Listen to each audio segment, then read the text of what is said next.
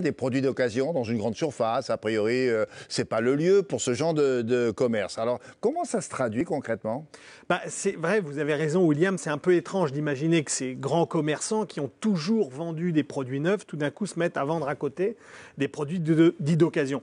Alors, ce qu'il faut comprendre, c'est que ce marché a littéralement explosé. Il faut savoir qu'aujourd'hui, la vente de produits d'occasion, seconde main aussi, on peut appeler ça comme ça représente plus de 7 milliards d'euros. C'est à peu près le même marché que tout ce que l'on vend en produits d'électroménager neufs. Alors, on connaît bien sûr les friperies traditionnelles, ou bien des magasins spécialisés aussi dans lesquels vous pouvez acheter des produits d'occasion. Mais le vrai phénomène, bien sûr, a été amplifié par Vinted. Vous savez, par Internet, en fait, si vous voulez, qui est vraiment le gros dispositif qui permet à nous, particuliers, d'arriver à vendre à d'autres particuliers des produits d'occasion. Ça a un rapport avec le confinement Alors, on va y venir au confinement. Vous allez voir que ça a accéléré le système. Mais ce qui se passe, c'est qu'il y a un secteur actuellement qui est en plein boom sur ce business du produit d'occasion, c'est l'habillement, et en particulier avec ce fameux site Vinted. Je ne sais pas si vous utilisez Vinted. Voilà, bien sûr, exactement. Alors, Vinted, il est entièrement Vinted. Oui, complètement Vinted. Il est Vinted de A à Z. Mais en fait, c'est un site qui a été créé en 2008 par des Lituaniens et qui Lituaniens, en effet, ça envahit toute l'Europe, ce site internet. Il faut savoir qu'en France, il y a 12,5 millions d'abonnés sur Vinted. Rien que sur les 8 derniers mois, ils ont gagné 1 million d'abonnés supplémentaires. Donc, face à ce phénomène de société, eh bien, les grandes enseignes essayent de réagir. Ça n'a pas échappé à la sagacité de nos reporters Clément Younes, Mila Clocher. Oui, ils y ont pensé. Et puis, bien évidemment, Céline Agostini qui sont allés sur le terrain. Regardez, on se retrouve tout de suite après. On vous retrouve après? Oui. Quelle chance, merci beaucoup. Nous avons une 50aine de mètres carrés qui sont dédiés à ce corner de seconde main. C'est une nouveauté depuis le mois de juillet. Donc on a des vestes, des manteaux, des pantalons. Nous avons encore effectivement la femme qui est plutôt en seconde main très développée par rapport à notre clientèle. Et nous avons aussi des vêtements enfants que vous pouvez voir ici sur les portants. C'est des prix uniques, effectivement, un t-shirt manche courte de marque à 3 €, une jupe ou un short à 5 €, un pantalon à 5 €, sachant que c'est, comme on l'a dit, c'est de la seconde main d'occasion, mais qu'on pourrait presque croire que ce sont des vêtements neufs. Comment ça marche du coup? On a ici le sac qu'on peut remplir soit en magasin, si on est venu avec ses affaires, on le dépose à l'accueil du magasin, ou on peut le renvoyer directement via un Mondial Relais. Une fois qu'on a déposé ses vêtements et envoyé ses vêtements, soit on reçoit un bon d'achat de 5 € à valoir sur tout le rayon textile, ou on choisit de reverser cette somme à une association. Des Lituaniens. Mais c'est un paradis pour les spécialistes d'Internet, la Lituanie, oui. Oui, depuis longtemps. Ils sont très malins. Exactement. Alors, on vient de voir l'exemple d'Auchan, qui vont à présent des vêtements d'occasion, mais ce ne sont pas les seuls à s'être lancés ces derniers mois. Non, bien sûr, bien sûr, tout le monde s'y est mis. Alors, on a par exemple Carrefour qui a créé carrément des espaces. Alors, ils ont plus fait des produits d'occasion autour produits technologiques comme le smartphone, les ordinateurs ou même les produits dits de biens. Alors, il faut que le produit soit en parfait état. Attention, oui, bien sûr. En fait, quand vous allez rendre votre produit, il est audité quelque part par le commerçant qui après le remet en vente. Qui dit, ça vaut tant. Voilà, qui s'assure que ça fonctionne bien. Mais après, d'autres ont enclenché le pas. Système U aussi a fait quelques expériences, Cora.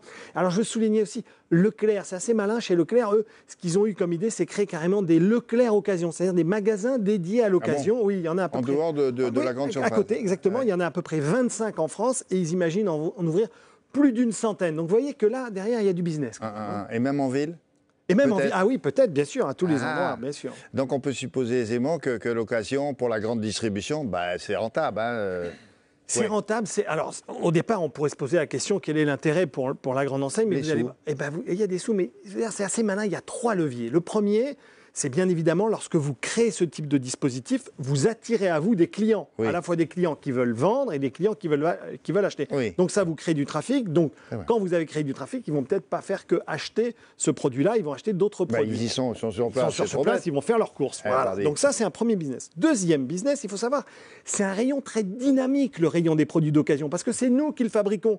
Donc en fait, chaque jour, il y a des nouveaux produits qui arrivent. Ça se renouvelle. Ça se renouvelle tout le temps. Donc c'est une espèce de dynamisme. Et puis après, il y a le double coup de ce business-là qui est incroyable, c'est que imaginez que vous vendiez d'occasion un produit que vous avez acheté neuf dans la même enseigne. Vous me suivez? Vous venez vendre un produit d'occasion que vous avez acheté neuf dans la même enseigne. Donc vous l'achetez 2 fois?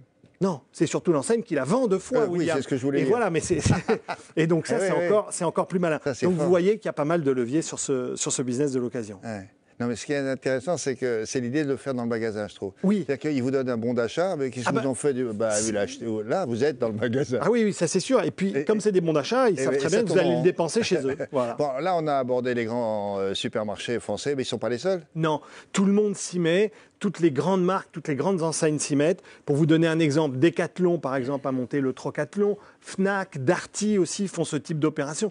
Ikea, et là c'est assez malin chez Ikea parce que Ikea, non seulement ils ont créé ce qu'ils appellent un rayon seconde main dans lequel vous pouvez acheter bien sûr des meubles Ikea de seconde main, mais vous pouvez même acheter aussi des pièces détachées. Alors quand on connaît Ikea, c'est-à-dire des vis, des écrous, etc., vous vous dites tiens, c'est malin d'aller voir parce que parfois il peut m'en manquer sur mon meuble.